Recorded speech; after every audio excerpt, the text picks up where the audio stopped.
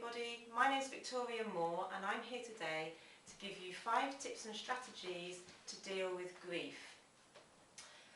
Tip number 1. Grief is a normal and natural reaction to loss. Everybody thinks usually that grief, there's something wrong with you, that's something that needs fixing, whereas grief is a completely normal and natural reaction to loss.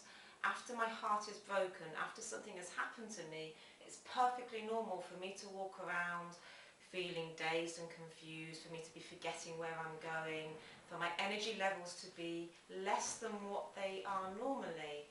All of these things are a completely healthy, normal reaction to loss. Grief is intensely painful and it's a horrible thing to go through, but that is the way it is meant to be so. What is not normal is the people around you and their reaction to you during your heartbreak and loss. Everybody around you usually tries to fix you, usually has all sorts of things to say to you. A lot of those things are usually actually unhelpful. A lot of surveys that have been done through my training with grief and through other organisations, it's been proven that a lot of the things that people heard in the early days after a death or a heartbreak have been unhelpful, and a very small percentage have been helpful. So tip number 1 is just to remember that grief is a normal and natural reaction to loss. Number 2, no time limits. There are no time limits in which you are supposed to have done with your grieving, for your grieving to be over. You have to follow specific actions in order to get better, in order to move beyond your pain and your loneliness and your isolation around your loss. But there are no time constraints. A lot of the time, after a loss has occurred, and once again our heart could be shattered into 1,000 tiny pieces and we could be bleeding internally from the pain that we're going through. This could be from death of a loved one, it could be from a divorce, it could be from the breakup of a romantic partner. Now, what you're expected to do a lot of the time is just to be able to go back to work after a set period, usually about a week, maybe 2 weeks bereavement leave from work. Go back to your desk and perform normal functions. Now, as part of the heart re-education program that I'm involved in, one of the things that we teach is that time does not heal and there are no time limits. You actually have to take specific actions. Is it normal? Once again, is it normal for us to go back to our desk and be fully functioning in a week or 2 after a massive heartbreak? No, it's not. Is it unreasonable for people to think so? Yes. Do they usually know that they're being unreasonable? No. Tip number 2, there are no time limits, so please try and remember not to put any pressure on yourself, but to follow specific actions in which to get better and move beyond your pain and your loss. Tip number 3, no fixing. This is a big one. When you're walking around with a broken heart, a lot of the time, people always want to fix you. They have very good intentions at heart and they have good things for you in their minds. And they'll usually try and tell you things to try and make you feel better. Grief and heartbreak is an emotional problem. It's a problem within our hearts. So trying to fix our heart with our head does not work. A lot of the time we'll try and tell ourselves certain things, and this might work temporarily. We might get distracted and start believing what we're telling ourselves, and after a period of time, sometimes days, weeks and months, we'll begin to realise that our energy's altering and that things just aren't feeling the same, and we can't kind of get control of our lives again or have any joy. Now, you're not meant to feel joyous all the time. One of the issues here with no time limits as well is that happy and sad are 2 ends of the same spectrum. If I was walking around happy and had great news, I would call a friend or I'd go around telling people, hey, guess what's happened to me today, and tell them the good news, and my friends would all be very pleased to hear that. Now, if I have a heartbreak and I'm very upset, would I call my friends? A lot of the time people don't. What people tend to do is to keep to themselves, stay inside, maybe try and talk to someone. Inevitably, when we do talk to people, sometimes we get the fixing. So people will tell us certain things. We might find them helpful, like I said, through the research that's been done. Usually they're not very helpful. So we tend to label sad as bad, and we tend to think that if we cry then people are going to react, we have to apologise for tears and all of these things that actually are not true and don't make any sense. So no fixing at all, and try and remember that what you're feeling is normal and a natural reaction to loss. What I'm trying to do is to tell you here that there are specific actions that you need to take in order to recover and move on from your pain and loneliness, and a lot of the time isolation after a loss or a heartbreak. Tip number 4. Now, a lot of the things that we learn about grief and loss, we've learnt about since a child. Everything that we've learned goes back to here, goes back to when we were small. Now, as you grow up, we obviously witness and observe everything that our parents are showing us and teaching us. Not only our parents, but society, our elders, movies that we go and see. We're very influenced about how people deal with grief and how they're reacting to it, and we kind of relay those messages and put them into our own practice. Now, just going back to parental evidence and what they're doing to influence us. Now obviously our parents have got the best will in the world for us, they bring us up as best they can, and they're just passing down from their parents what they were taught about grief. And there's a lot of misinformation about grief and how to recover from pain and loss. I know when I was growing up, there was a lot of death in my family. My grandparents were all pretty much dead by the time I was about 7 or 8. And I had one of my cats die as well when I was quite young, and I loved my cats so much. And I had observed my mum and my dad go through grief very silently. I know that when my father and my mother's parents died, there wasn't very much reaction to that. There certainly wasn't any discussion, and I watched my mum and my dad grieve alone. Now, the generation, obviously the society thing of being English, it was very much a stiff upper lip and kind of just get on, it was very stoical.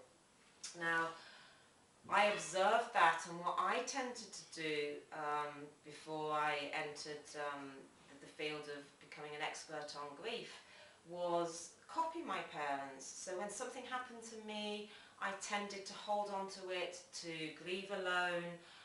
If I did try and venture and talk to some friends that I trusted, a lot of the time they would tell me that they knew how I felt, which obviously nobody can know how I feel, only I know how I feel.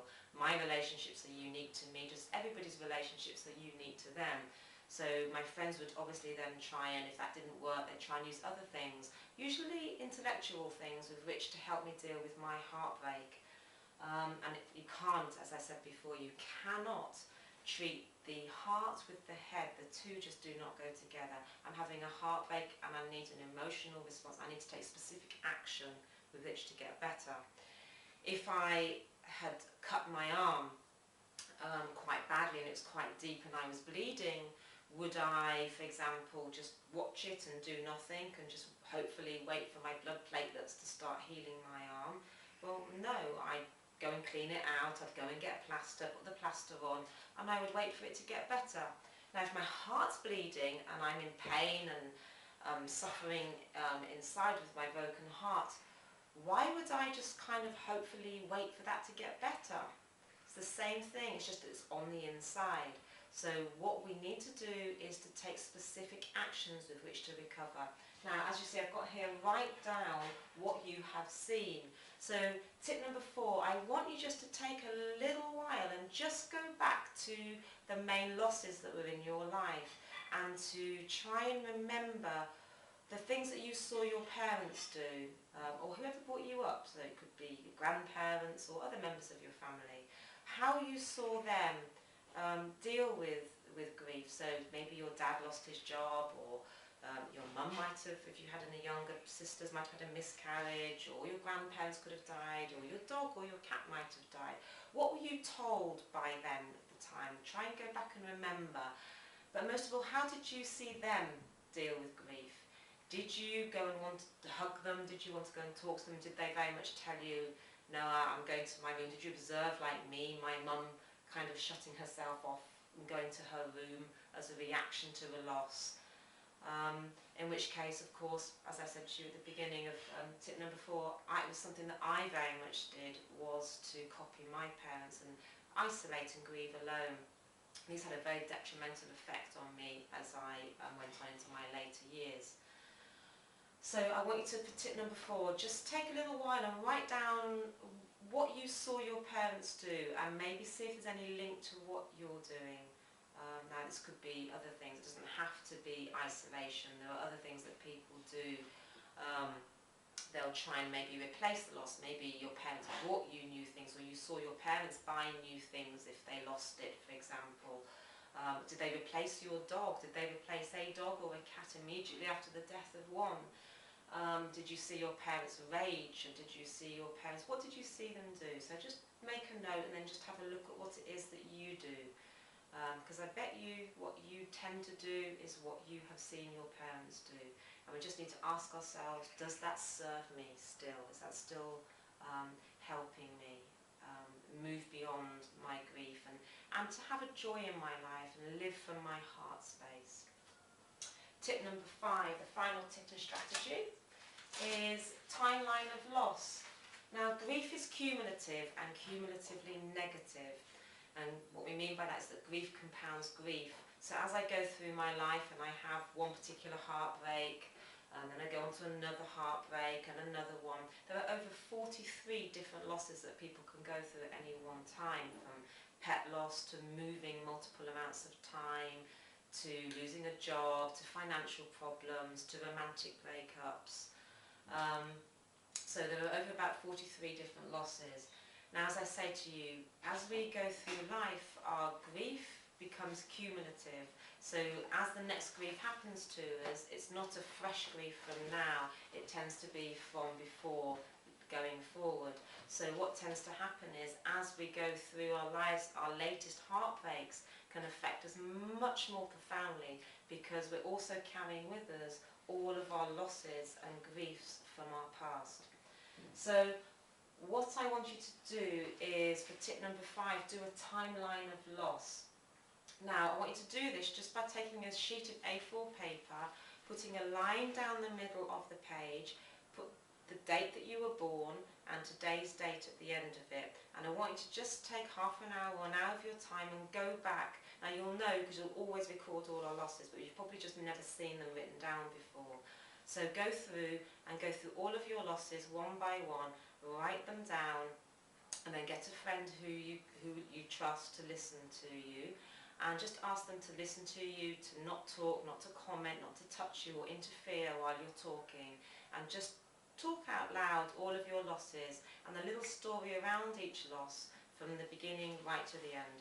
The usual amount of loss is about 10-15 losses, so try and make sure there's around that many losses so that you know that you're not cutting yourself short. Good, okay, that's me, Victoria Moore, and I hope that these 5 tips and strategies will really help you to start with on seeing how you might be able to move beyond the pain, the loss and the grief in your own lives. Thank you, bye-bye.